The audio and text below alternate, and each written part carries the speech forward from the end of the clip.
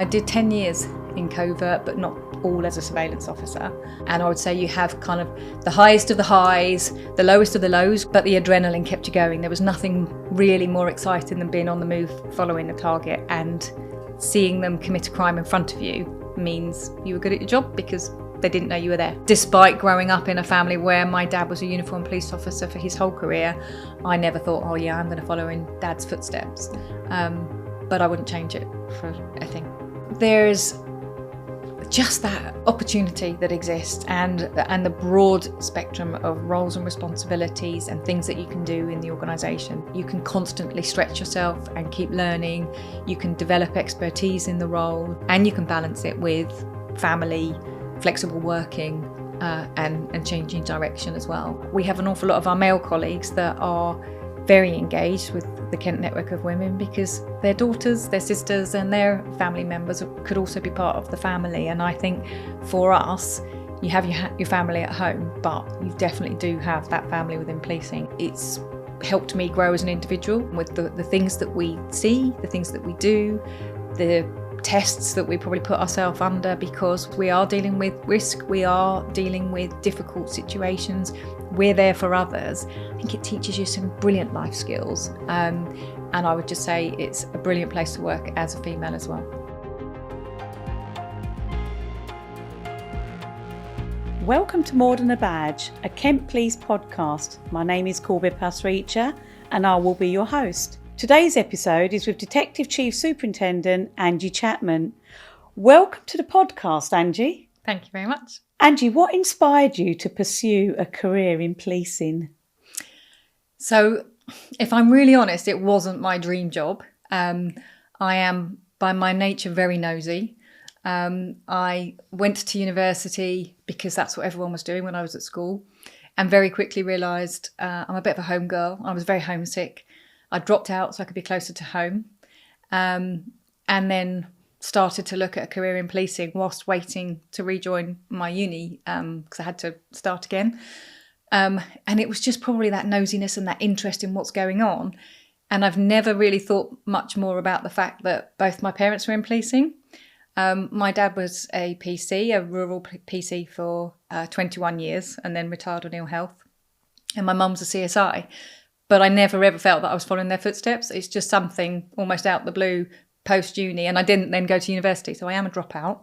But I pursued that career choice. It took me more than one chance to be successful. So when I didn't get in the first time, I applied for a job with CSU and I did that for a year and then was successful and probably haven't looked back since, which is a bit corny, but it's definitely the truth. Brilliant. And when you say CSU, you mean the Community Safety Unit? So back then it was the Crime Support Unit or CJU. Okay. Obviously had various names over the years. But yeah, that gave me a bit of an understanding of policing as well, understanding what was required with case files and was another way in. So I think I'd still recommend to other people, either if you're not successful first time, there's other ways in which you can join. You can become a detention officer, a special, a PCSO, but that gives you that grounding and a bit of exposure to policing and then hopefully makes you successful the next time. So yeah, I was determined to join. When did you join Kent Police? So January 1996 was my start date. Now have recently clocked up 29 years. Congratulations. So tell me a bit about how your career's evolved over the years. So I started as everyone else probably do still start now. Started on uniform. My first station was Margate, and at that time thought that was a really good place to learn the trade. Back then it was a busy area, as I think it still is now. Quite unique with some of the criminals that we used to pursue, Cat Bs as they were then, but actually coincidentally with following sort of the intelligence model that we've now got back now with the national intelligence model. But actually very quickly knew that I was more interested in crime, CID. And within 2 years, I was working in CID. But then within 4 years, I was on the surveillance team, which was probably one of my most enjoyable parts of my career, particularly at the constable level, because I think that's where you've still got quite a lot of an opportunity to diversify and do different roles. So I did 10 years in covert, but not all as a surveillance officer. And I would say you have kind of the highest of the highs, the lowest of the lows, because you've got to be able to be bored. You've got to work long hours, be very hungry at times, very tired. I used to get the surveillance headache because you could be moving around for a long time and not have any opportunity to eat or drink. And then you'd get a long period of doing nothing. But the adrenaline kept you going. There was nothing really more exciting than being on the move, following a target, and seeing them commit a crime in front of you means you were good at your job because they didn't know you were there. And that's the whole point. So that then moved me into working in intelligence, and seeking promotion whilst in those teams. And then moved back to Division as a detective inspector. And that's the bit where the leadership part for me first made me realise that actually I had a lot more responsibility. And I went back to the Division not really having been there for a long time and people looking to me for the answers. And I now use that to help others, because actually what I didn't do back then was ask enough questions. I thought I needed to go there and be the inspector and everyone come to me and I know all the answers. And then moved on in my career as I had other promotions, realised that there's nothing wrong with asking for help. And if you don't know something, you can get some tactical advice and you can still make the decisions. So I probably made that rank a bit harder for me than I needed to. I stayed an inspector for quite some time because I had a young family and I wanted to then balance what I was doing with my children and work, and then moved into public protection and criminal justice, custody, and more recently where I am now as a divisional commander.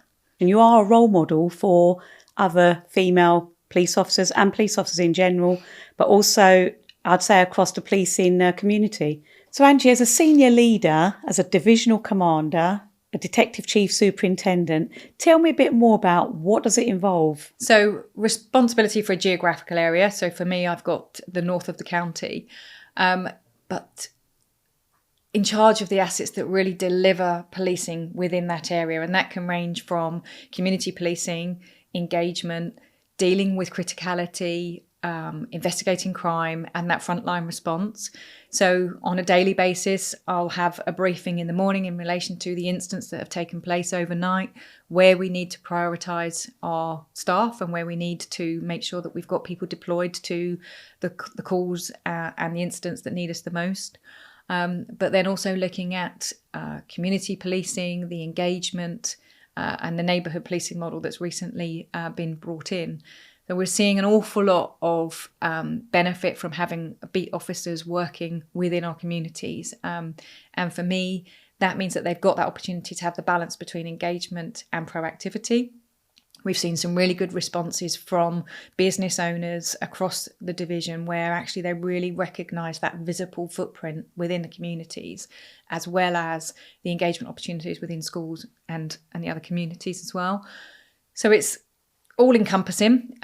We work really closely with some of the other policing commands and divisions and directorates, but I'm responsible for the teams that turn up at the calls. We then start an investigation and then it might sit with my teams and it may obviously need that additional support from specialists.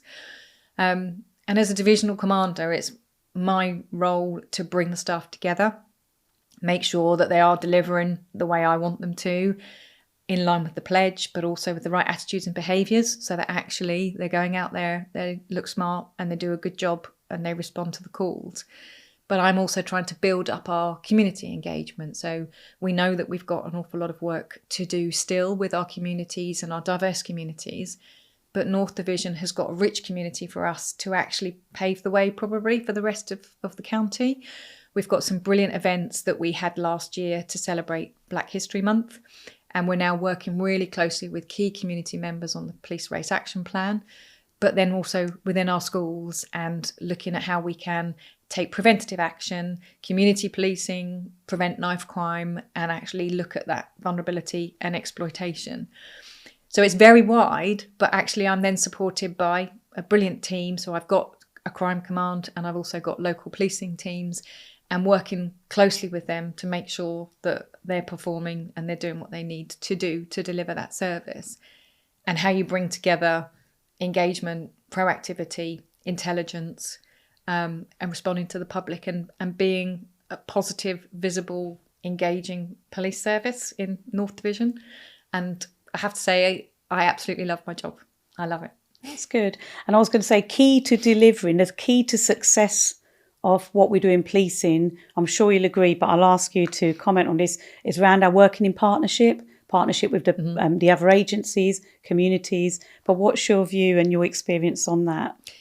It's so positive, and we know that actually there's so many problems that we can't solve on our own. So we're so well supported when it comes to working with the fire service, with the ambulance service, but also with schools, colleges, social services.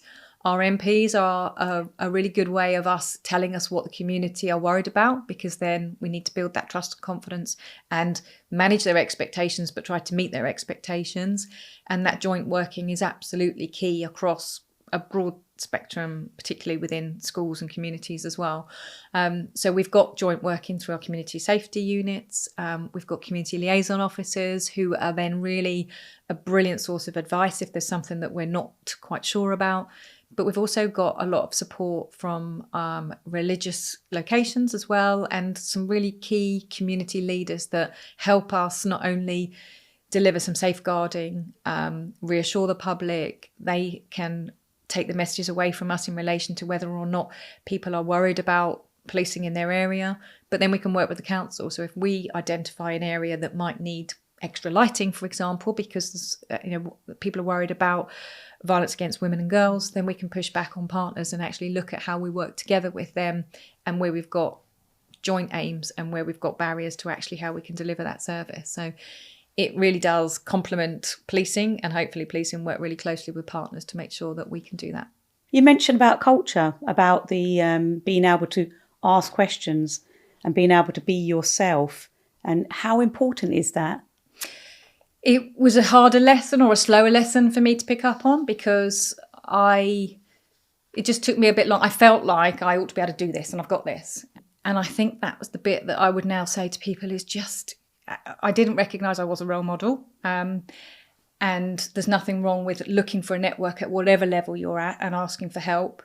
And just realising that we've all been there as well, because you don't really appreciate that. And whatever level and whatever rank you are and whatever role you're doing, there's always a learning curve, and there's nothing wrong with being in that position.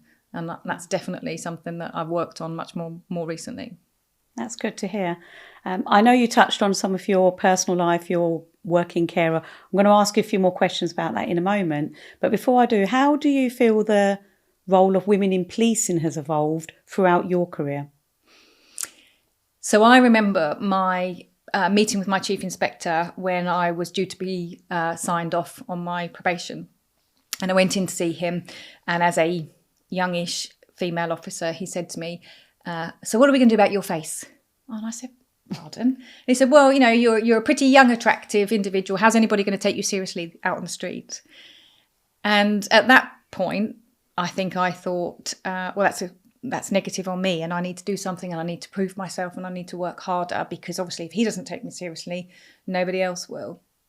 When I look back on that now, it made me more determined, and it made me want to try a lot harder.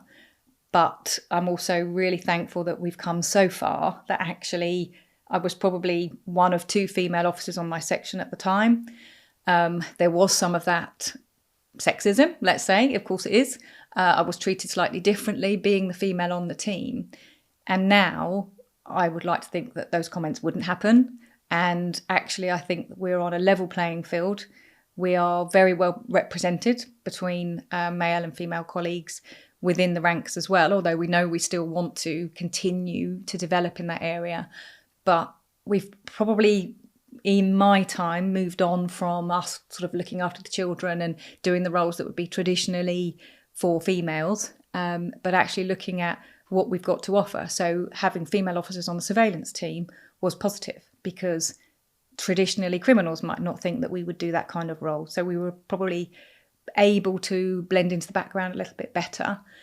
And I think when you come to command and resilience, and then looking at decision making as well as negotiation, there's just something that we've also got to offer, which can be our strength. And I think then recognising how well valued we are and how many more females there are in the organisation, police officers and police staff. We all bring something to the table. We've all got our individual skills, and that's not necessarily based on gender. That's background, upbringing, and probably education as well. So it's moved on incredibly. And when I joined, I didn't think that I would be ending my career as a chief superintendent, or potentially more, depending on where my career goes. So very, very fortunate in my view to have had the career that I've had so far. And like you say, some of the comments that were made in the past, we've come a long way. I think the important bit is knowing what we're doing, the strong culture change. Things have will continue to evolve. Yeah, absolutely. And I think for me, a watershed moment was the publication of the Angelini report, where when I saw the impact that had on communities, when we saw some of the events that unfolded in the media and the impact it was having on women and girls, I've always been the sort of person that would see the media and think that never happened to me. But family members were the sort of people that were thinking that could be me. And I then realised that actually in the role I'm doing and in the organisation as well, I can still engage with the community through my family. And I wanted to make sure that those sorts of things wouldn't happen to any of the members of the community that I'm living in or serving. So actually it drove me to do a little bit more and to work a bit harder, but inside and outside the organisation, to develop a bit more of a sisterhood, because I think it's really important that we've still got upstanders, but we've also got the female superintending ranks that are looking out for others and making sure that others won't be treated the way we might have done in our career in the past, but also looking out for our community members as well. So what kind of challenges do you think you faced through your career, and how have you overcome them? I genuinely think I've been really fortunate. I don't underestimate how lucky I've been to have flexible working. I've raised two very strong independent female daughters whilst I've been employed, and I've had a flexible working pattern, and I've continued to be promoted whilst raising a family. And that for me I've never stopped living one life or another, but I have kind of balanced it with sometimes I need some focus at home and sometimes at work. And the challenges have been when to get that balance right. Personal challenges, probably in seeking promotion and then suffering setbacks and then trying to understand what I might need to do to get promoted. And definitely having conversations that were honest conversations with line managers saying to me, there's more that you need to do, when I felt I was ready, and finding that really hard. But later in my career, recognising how important that was and now how much I value it. So I would say that my promotion journey is the bit that I found challenging, but then much more rewarding, and valuing it so much more when I have been successful, but definitely doing it at the same time as raising a family. Yeah. And you mentioned a family, so I will bring that question in now. So you're a working carer, and it's very important that, people's different experiences they bring, different walks of life, diversity of thought, diversity of experiences is key to the success of what we do as part of the Kent Police Pledge, protecting victims, and instrumental in actually getting that trust and confidence from communities as well. What would you say is important, or you'd like to highlight in terms of you as working carer? What support have you received for Kent? I would say there's nationally Carers UK mention about 1 in 8 being a carer. I think there's much more prevalence, as you can see, in society nowadays, and even in policing it's probably more likely 1 in 4, 1 in 6. But what would your main points be so people can know you can be a working carer and join Kent Police? I think exactly that is the opportunities that exist in the organisation. We've really, really come a long way with reasonable adjustments, flexible working, agile working, which, we often, look at the positives of COVID, because that opened up a lot of opportunities for people in many different ways. And then the education of line managers to really understand that you can still get a lot from people, and it's not necessarily the presenteeism in the workplace that makes a difference. It's people being able to feel confident enough that they're supported, and then they can give their all at work. And And I think understanding that people often will walk through the door and they put on their work face, and we have no clue what they might have been dealing with before they've come to work on a daily basis. And having the events that we've had in the organisation, our staff support associations that across the board help people in many ways, whether it's caring for children and caring for people with disabilities. So I would just say that we need to ask if we're not really sure, because the opportunities are there. And the organisation is set up to be able to provide opportunities for people. Our promotion processes, our lateral development, the different roles that we can do, and the direction that you can take your career in, which actually allows you to make different choices based on caring commitments. But equally, knowing when you need to maybe take a step back at work because you need to prioritise home, and vice versa. I think those opportunities are there. And it's just still continuing to grow. And I think the support networks that we've got are thriving. And those conversations are happening on a daily basis. And I think that's really positive. And this is really good to hear, because the advice on early signposting support is key to actually someone being the best version of themselves as well. Yep. So that's great. Can you share a memorable experience for you in your career? So as a DI, I implemented our child sexual exploitation team, and it was the first intelligence-led one in the country. And then that was on the back of some very large-scale investigations that had happened nationally. And when we first set the team up, we spoke very much about how actually, you don't really know what's there until you start looking for it. And it was quite difficult to start with to actually see what the results were looking like, because prosecutions back then were very difficult to achieve. And I was trying to send the message to my line managers that actually the measure of success for the team was that we were building the intelligence picture, we were uncovering it, but that we were supporting victims. And if we could help the victims change their way of life and to escape the exploitation, that was a result, not necessarily a prosecution and a conviction. And we had a victim who we'd been building the intelligence on for some time, and she was a frequent misper. And on one occasion she was missing, and we were trying lots of different methods to try to find her. We had a phone number for her. And so I just sent her a text and just said, wherever you are, all we need to know is if you're safe, then let us know. And she called me and she said, I only called you because your message sounded really kind and I trusted you. And we worked with her then for a period of time, and we worked with a lot of survivors of CSE, where we started to understand what the tipping point could be for them to try to escape the exploitation. And then for me, 2 years later, when she sent me a photograph of her baby and said that she'd settled down and she'd escaped exploitation, and she was now the proud mother of a beautiful baby, was just a completely different moment for me. I'd spent a lot of time, as I said, working in covert policing and intelligence, chasing criminals, and actually I hadn't really worked in an area where I was looking after victims, and that for me was where I felt I'd made a difference. And what a powerful one as well, because the feedback from that victim, what difference you've made, and had you not been there, they may not have made that contact. So it's thanks to you for being able to be approachable, and you put that humanity back into that contact. And how nice to hear that actually what's happened all those years later. Yeah. But you safeguarded that individual, and that's what we're all about. That's what this is about.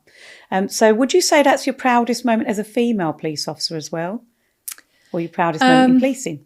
Probably in policing, investigatively, that for me, that, and it was a turning point because it was actually supporting victims is as rewarding as locking up the baddies. So that was, for me, was a real change. I think as a female in policing, I think starting to realise that I can be a role model, and I probably didn't recognise it until perhaps becoming a superintendent, and then starting to support others, but recognising that I can have that influence and I'm able to make a difference. And when I became the chair of Enable, I was, and that's our staff support association to support people with disabilities and working carers. And I really wanted to start to make a change with how we're supporting people in the organisation. And I took quite a brave step then, I believe, to talk about my personal experiences, because I wanted to open the door to others and probably wear my heart on my sleeve, but try to break down those barriers. And I still went into a presentation with quite a bit of trepidation about whether it was the right thing to do and whether I would be judged and what the reaction would be. And it was a Teams briefing at the time because we were just still in COVID. But as I was talking, and I was very, very nervous, the sidebar to Teams, as you can imagine, the messages were pinging in so quickly that overwhelmingly I realised the difference that I'd made. And whilst it wasn't necessarily because I was a female senior leader, the experiences that I was talking about was probably very much related to that. And just having that impact and reaching out to people and recognising that it made a difference that I was talking about those issues as a senior leader was where I then realised that I could probably help people more, but recognise that actually I think probably to a degree that promotion and the rank makes a difference. Because I know now if I heard other people talking like that when I was a more junior officer, you do still think, actually there's opportunity available for me and hopefully we're human. And you've mentioned about lived experiences, not just from our own colleagues. So listening to you, people feel they can come forward and talk about their experiences. That's how we live, learn, that's how we grow. And that's how we become the best versions of ourselves. And the same with bringing in members of the community and listening to their lived experiences as well. I'm going to touch on, International Women's Day, 8th of March. I think it should be every day, actually. Everyone's responsibility. But how do you think that day, it's International Women's Day, has helped around the celebrations of women in policing? What kind of things do you think has it helped with? So I think internally, first of all, I think, again, building that sisterhood to a degree. I know for us, Kent Network of Women has been there for a long time, and we were starting to grow to try to help females reach out to each other, seek some support within the workplace. But they've really evolved to also celebrate what we can bring to the organisation, but also internal and external influences around how can we tackle some of the difficult issues. They've done a fantastic job in celebrating promotion, lateral development, success, and having that positive impact on recruitment, but tackling difficult issues such as sexism and VOG. But by having this celebration, we are then reaching out to a lot of people, because if females within the organisation talk positively about it to their families, you have that knock-on effect that actually they recognise that it is a good place to work and there's a career opportunity for females and lots of opportunities within Kent Police. But then also we have that influence externally when we promote the good work we do. And I think last year's, for example, when we saw the passing out parade and we celebrated the female recruits, it just is another reminder that actually we've all got something to offer. And I think it builds on the camaraderie, the sisterhood, the support. But we have an awful lot of our male colleagues that are very engaged with the Kent Network of Women, because their daughters, their sisters and their family members could also be part of the family. And I think for us, you have your family at home, but you definitely do have that family within policing. And however corny it sounds, I am bought into that and I genuinely believe in it. You mentioned the importance of family. So how have you managed the busy demands of work and home, caring? How have you managed that? What would you say the key to success has been? Definitely the support inside and outside of work. So I'm the proud owner of twin girls. And as I said, I definitely think I was fortunate enough to have flexible working when they were very young, because I chose to be a working parent. I wanted to have a career and have children. But I was open-minded enough to recognise there were times when I might have had to make different decisions at work about opportunities, because there were some jobs that required more of my time. And if I was finding that difficult and thinking that I needed to be at home, then being at home is where I needed to be. My husband, definitely. So we've very much been a tag team amongst our careers, whether or not it was an opportunity for him to go for promotion. He's now retired, but he was also in the police. So two working parents in the police, I think, also can sometimes be a benefit, because you understand how it is. but can be a challenge because of the demands of the job. So the way I managed it is just to recognise that and know when family need to be my priority and when I've got that flexibility for work to be the priority. The tag team that I've had at home as to who's taken the back seat maybe at work. My mum was an amazing carer for our daughters so that I could actually increase my hours as I've gone on and as they became more independent. But also the support of my daughters, because as I've then become promoted and they've started to be more aware of the work I do, they've got an interest in it, but they supported it, and they also knew probably when to go to dad rather than come to mum. And I think by doing that, they've got a really strong work ethic as well, because they've seen mum and dad working really hard. And then being honest with my line managers. So asking for help when I need it, but also recognising when I need to, as I say, probably take a step back at work. And as my daughters have then grown older and moved on, I now find myself working and caring for my parents. And that was a very different situation for me, because I suppose I've often found myself sitting in a meeting, almost sitting on the edge of my seat, because I don't know if my phone's going to go, because I don't know if anybody needs me, whether it's, one of my daughters or my parents. But being open and honest with line managers and people that are working with me actually help, because then they don't think I'm being disruptive, and they understand if I need to leave a meeting, take a call, or work from home for a day because I'm needed elsewhere. So I think the organisation is brilliant at that, but I've then been very open with the people that I'm working with to get that support, but also balance it. I hope I've done it well.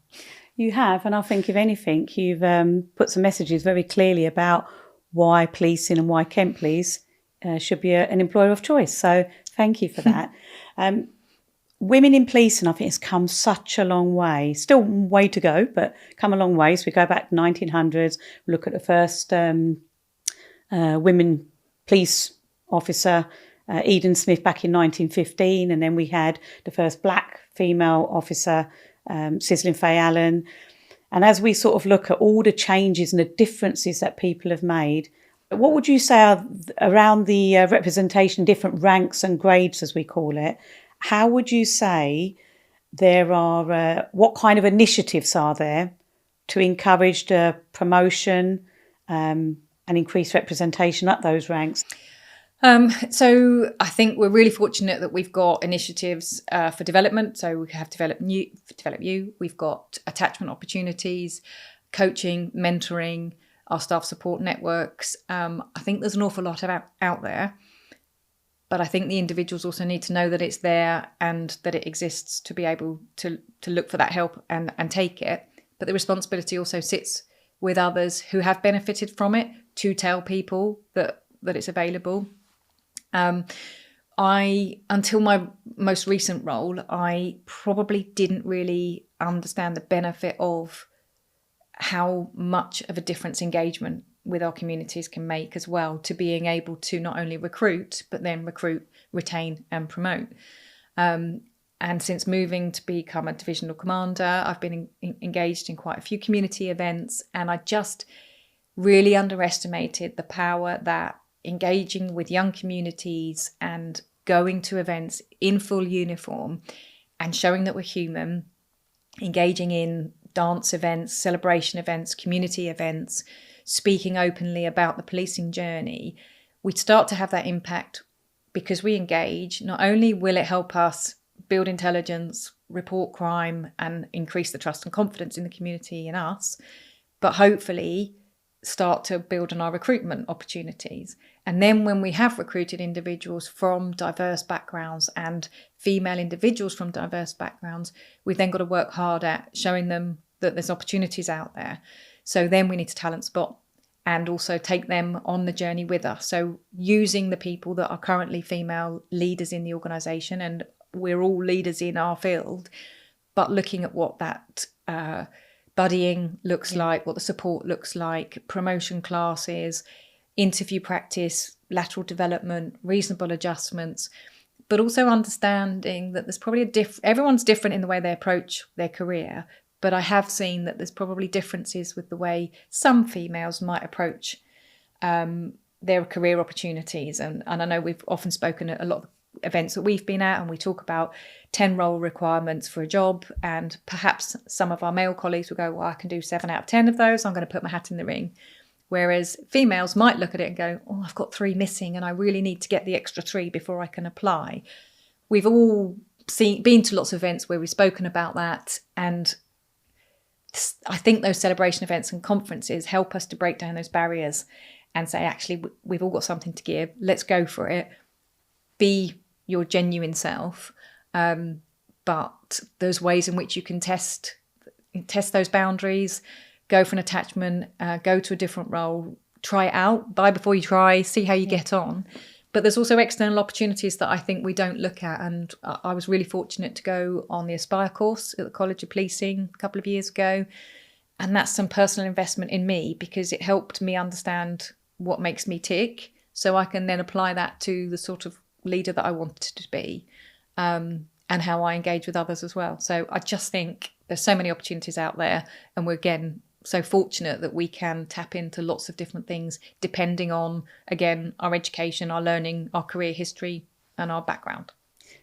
Thank you. And I think where you mentioned around communities, the police are the public and the public are the police, is still as true today as it was so many years ago. Where you've mentioned around all those various opportunities, we're still open to listening to other ideas that come from our colleagues as well. But positive action and all the other points that you mentioned are the way to go forward so we can continue to grow. So Angie, can you tell me what you find most rewarding about your role? I think seeing the difference that we make, however corny again that sounds, but through various formats. So whether or not it's the success that our staff have within the organisation. Only last week I was there at the Passing Out Parade and actually just looking at the success that we've had, the recruits that we've got, and the landmark that they've reached in their career at that point, which is, you know, a very small portion of their career. I find that rewarding to be able to go along as a senior officer and be there to welcome new recruits coming to my division to work. But equally, I think investigative outcomes, and it's not necessarily the convictions, but being able to run a really good investigation and then update a victim and then actually go get those responses from them, which is, well, I know that it's not going to go to court, but actually you did what I needed and you were there when I needed you. And that probably would have been the personal rewards that I've seen in my time as an investigator. And now I think the most rewarding part for me is leading a division, feeling that I can make a difference and I can impact positively on the culture, but understand how I can try to drive the message home, which is completely in line with the pledge, because if we are doing our jobs properly, we're delivering that service, and then we're going to increase the trust and confidence. But actually what I find rewarding is trying to deliver that message to new recruits, frontline officers, and help them have penny drop moments about what it actually means to do that. So go out there, go to the call, talk to the victim, get an account, because that means we were there when they called us. And then when we get the good feedback and we get some positive outcomes, for me, that's actually shows that they've listened and they've understood, and actually we've still delivered that service. When I'm then talking to family members or friends, and they actually have got a good impression of the police service and they want to talk about what we do. I spent a long time pretending not to be a police officer because of covert policing. So therefore I spent a long time hiding what I did. But now I'm so proud of the job I've got. I find every day exciting still after all these years, really proud of what I do. And actually I'm not hiding what I do anymore. And I'm quite happy to talk to, people in the village about what I do. That's been quite a moment for me. And that's probably been something that's only happened quite recently. And I can actually feel the way you speak and the way you talk about your career in policing, how much it's fulfilled. You're totally satisfied, and in fact more. And it's really, really good to hear. Not many people can say that. I mentioned about role models earlier on, so I'm going to put you on the spot a little bit here. Who has inspired you? Oh, well, like you say, I have spoken about it a couple of times, probably through some of the presentations I've done, but Michelle Obama for me is somebody who is very inspiring. I listened to her autobiography, and the way she delivered it, because actually she's just got a lovely way of presenting, but she's an individual that's had 3 very different careers. She was brave enough to change direction for the challenge and was successful in all of them. And this was all before she became the First Lady. But in her book, she talks about how much she supports diversity. She really is passionate about helping women and girls. And I've got her little book of quotes at home. I wouldn't be able to get it word perfect, but actually for me, she says, recognize the people that have helped you and how many times someone's opened a door for you, and then realize that you can also let down the ladder to others. And I've started to do that more and more, because actually we all need a bit of help. And if I hadn't been helped along my way, I wouldn't be where I am today as well. So I think she's fabulous. I know you mentioned about the case earlier on, and it stays with me because of the difference you made to that young person. Mentioned about exploitation. Is there any other case that you want to mention? I think being a young investigator when I first joined CID and investigating death, which, is unfortunately part of our job, but not necessarily particular cases, but just understanding the impact that we have. And as a young PC, having to do the knock on the door in the middle of the night to deliver some, tragic news to individuals, and how compassion is very much a part of our role, through to investigating sad deaths of individuals who are particularly vulnerable in the community, and having to actually do the evidence gathering in relation to the reason why they might not have succeeded in society. And then more recently, going to the coroner's court, linked to somebody who died in our police cells. And throughout all of those, actually the link for me is trying to balance the job that we do and what we need to do, and where I think investigating death, you need to switch off a little bit, and getting that balance right with the impact it has on the families. Because no matter what the circumstances, somebody's lost their life and there are people who are left behind, and that empathy and that compassion is really important. But sometimes taking the moral step to engage with the family and not hiding away from something that might be a bit uncomfortable can actually make that traumatic experience much more manageable for them. And as we know, people only tend to call on the police when things aren't going very well for them. So we might become a little bit robotic with what we do, but how we do it is going to make a really, really big impact on the families and the individuals.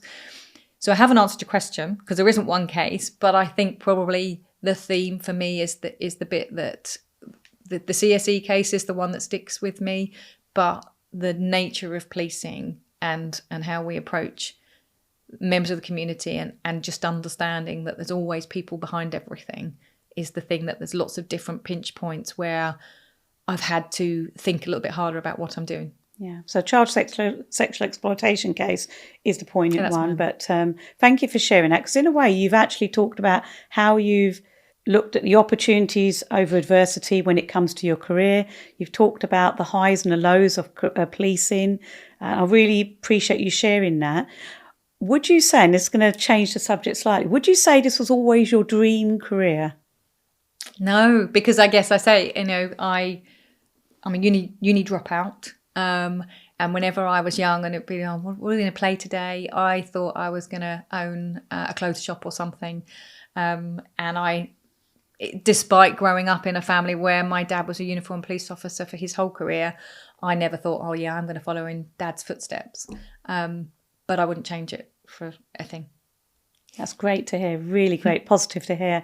So in your list of things that you'd like to do in life, like some people have bucket lists, what would you say? Name one thing on there if you wish to share it.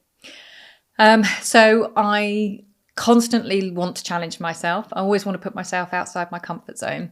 And I think still on my bucket list would be a skydive. How amazing. I've done one of those. But I would recommend it. Something I was not wanting to do, but like you say, it's the uncomfortable, but you only grow when you push those boundaries. So Is there something you'd like the public to know about being a police officer? I think there's just that opportunity that exists, and the broad spectrum of roles and responsibilities and things that you can do in the organisation. So I don't think there's many people that can almost change direction every couple of years if you choose to do so. And that's whether you are a police constable, a police staff member. There are just opportunities within the network and within the organisation, and you can constantly stretch yourself and keep learning. You can develop expertise in the role. And I'm just not sure that that's as well known as perhaps it could be. I think our advertising campaigns, our recruitment campaigns are much wider now. So actually, I do think people understand that you can do different roles within our organisation. But actually, the fact that you can have such a varied career and so many opportunities, and you can balance it with family, flexible working, and changing direction as well. I don't think that's that well known. So if I was to ask you, what advice would you give to young women listening today, thinking about, I'm considering a career in policing, what would you advise them? Go for it, because as I said, I wouldn't change it for a thing. I think the organisation is a brilliant place to work, and I think that there are so many opportunities for females as well at whatever stage of your career. So, there may be people that change direction at the age of 40 and still join Kent Police. There's so many different roles that we can still do. I think for me, it's helped me grow as an individual. I'm the youngest of my siblings, and I think I'm probably the most grounded and the one that everyone comes to for advice, because I think working in this organisation and with the things that we see, the things that we do, the tests that we probably put ourselves under, because we are dealing with risk, we are dealing with difficult situations, we're there for others. I think it teaches you some brilliant life skills. And I would just say it's a brilliant place to work as a female as well. That's really amazing. Thank you. And I think what we also need to remember with women considering a career in policing, it could be as a volunteer, it could be as a special constable, where we have got representation of females there as well, as a police community support officer. So there's just a vast amount. And as I said at the beginning, I'm a police staff. And sometimes when you join in one capacity, you may choose to divert and become a police officer later, or you may be happy with whatever you're doing. But thank you so much for your time today. I really enjoyed listening to your journey and your lived experiences as a police officer. Thank you. Thank you. If you've enjoyed this episode, don't forget to follow us on Instagram, X, Facebook and LinkedIn, where we'll be posting previews of our upcoming episodes. You can watch this episode on our YouTube channel and find out more about the variety of opportunities available by searching Kent Police Careers. See you soon.